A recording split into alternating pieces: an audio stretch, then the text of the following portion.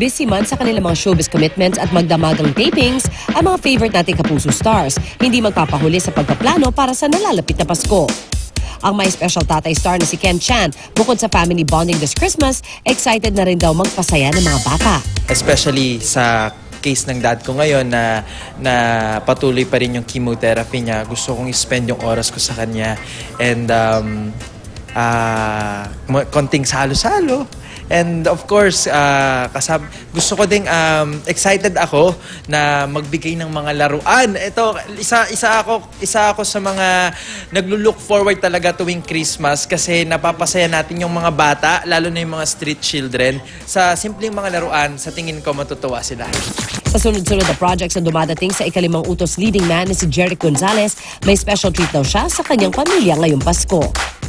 Gusto ko pa rin siyang simple pa rin and then katulad nung dati na ayun, nagsisimba kami sa gabi, Noche Buena, and then the Christmas Day mismo, may parang gift givings lang kami.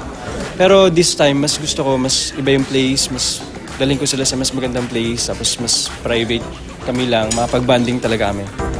Ang sexy kapuso na si Andrea Torres, ang ultimate plan ngayong Pasko, kumain ng madami.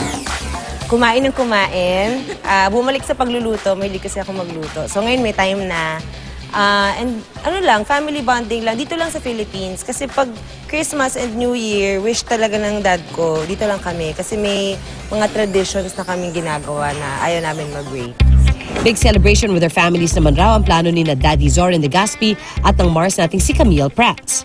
Normal na sa amin na nagki-Christmas sa loob ng bahay kasama yung Legaspi family at saka yung Villaruel family na sabay-sabay kumakain.